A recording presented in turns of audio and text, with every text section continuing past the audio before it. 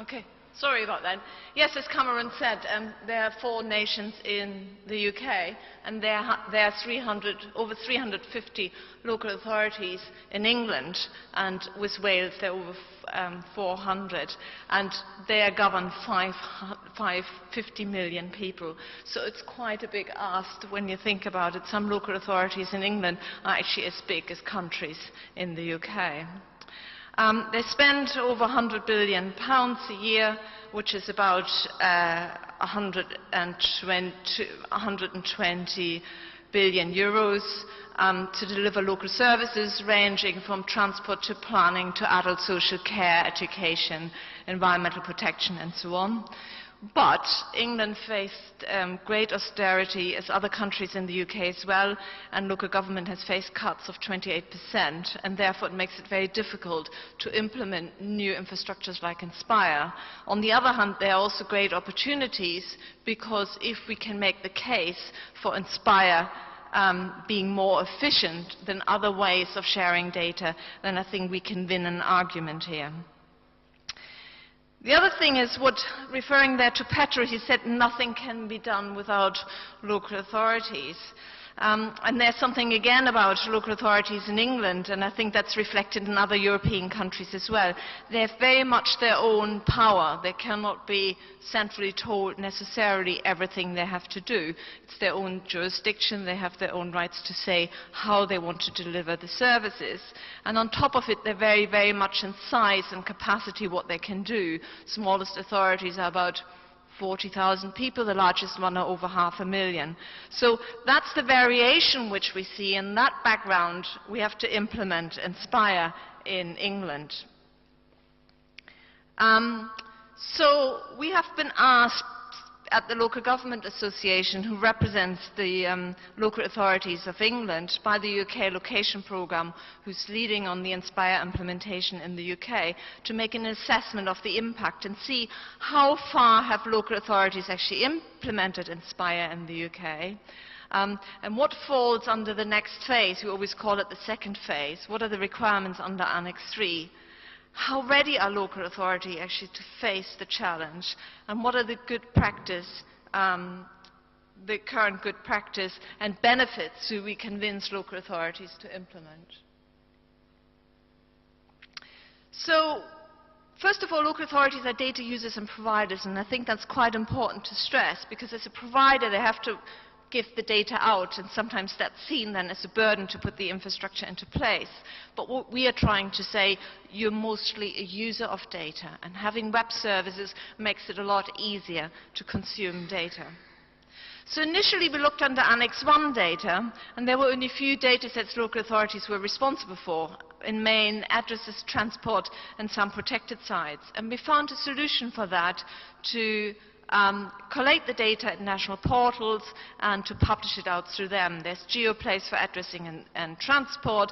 English Heritage took on board conservation areas because they were interested in it, to look at the whole heritage umbrella, to have all data sets together. And Natural England is looking at all the natural data sets and wanted to have the local nature reserves from local authorities they're responsible for. Under Annex II we found no responsibilities. Annex III is the big challenge. Over 40 data sets fall under 12 themes. So if we multiply that by 350 local authorities, we end up with between 12 and 14,000 individual data sets which have to be made available under Inspire.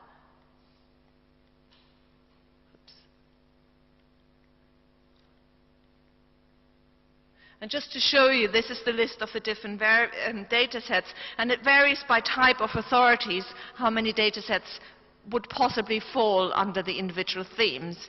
It becomes apparent that land use is one of the themes with most data sets because it relates to planning, and obviously the planning function is very much a local issue, and that's where we can get people involved, and maybe that's a driver for Inspire and for making the case for it.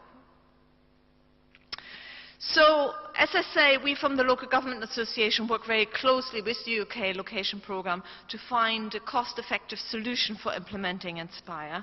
And one of the proposals is to look at national portals. Can we find national portals which would take that task on board? We found from the 12 themes that there's very little at the moment. So there's a lot of work to be done, how we find a solution of implementing Inspire. And I want to give you some examples and options here. Registering metadata is quite straightforward because the UK Location Programme has put an infrastructure into place through the data.gov.uk infrastructure, which was basically built on the back of open data and transparency. So any public data set should be registered on that portal. It doesn't only relate to Inspire, it relates to all data sets. We only found 3 authorities who are currently publishing on that portal. So there's a lot of work to be done to raise awareness and promote that that's a way of sharing what data exist. Secondly, we looked at publishing services ranging from view to download services and looked at local versus central solutions. We interviewed software providers who provided proprietary solutions.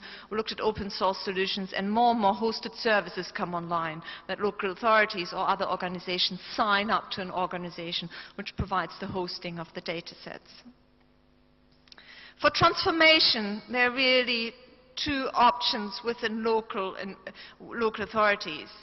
Either local authorities decide over the next 5 years to change the data structure of their databases to meet the Inspire requirements, or they keep the data structure in place and then transform the data to the requirements. We found, talking to local authorities, that they prefer to keep the data in their data structures as they are at the moment, because they're linked and integrated through an enterprise architecture with so many other systems that it makes it really difficult to change. So we think it will be on the way when they're publishing out that they're going to change the data.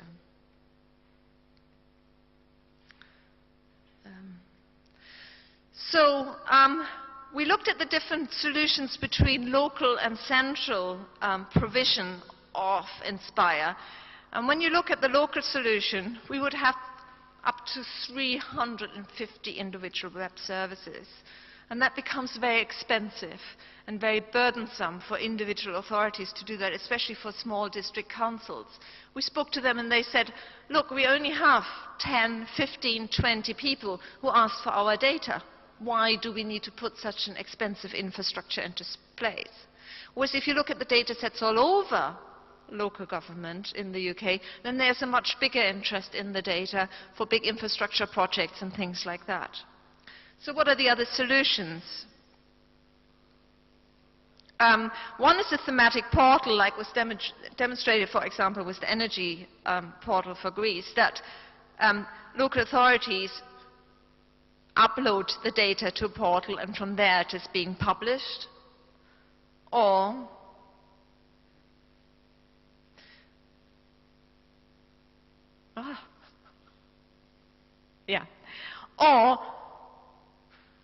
local authorities just upload their data in the format which already exists, and then they're being transformed into the format which is required by Inspire. And that's at the moment, this model is at the moment being implemented for conservation areas. We then looked at the cost, and we found that the implementation of Inspire in local authorities varies roughly between 28,000 and 54,000 euros. I must put a caveat on it, because in the last few weeks the costs have gone up by about 5,000 euros just because of the exchange rate between the pound and the euro. So take these figures, please, with a lot of caveat. It's not suddenly that the cost has gone up. We might look in 2 months, 3 months again, the cost might be astronomical, or it might have been reduced down quite a bit. So we looked then of the relationship of different costs, which is probably much more interesting. And to find a central solution for publishing versus a local solution is cost ratio of 1 to 2.5. That means basically to implement a local solution would cost 2.5 times more than going through a central solution. When we look at transformation services between a local and central solution, we didn't find much cost difference. So if it is done locally or at a central level, it doesn't differ much. Because there's a lot of administrative cost if a central solution is thought. And then we looked at the cost of transformation services versus publishing services. And transformation is really the most expensive component of Inspire. So we still have a lot to do. Publishing service is the cheaper part of the requirement. Meeting the data specifications is about 3 times more expensive than just publishing the data.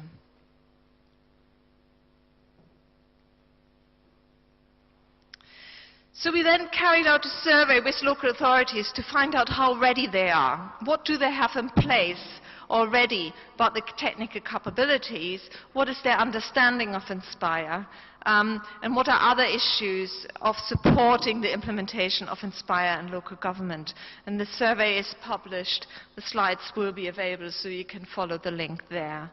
What I'm showing here is only looking at the criteria for readiness. So we asked authorities, how do you collate and publish your metadata? And the criteria were, do you publish them externally and do you use standards?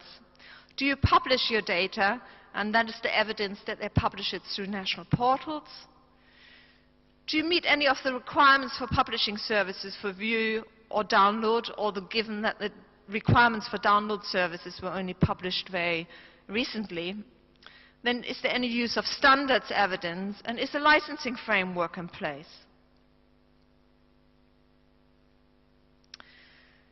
And what we found here, that what we have done, we measured the readiness basically between those who meet full compliance, giving the different criteria that fit into meeting metadata requirements, those that meet the requirements 75 to 100%, and so on and so on.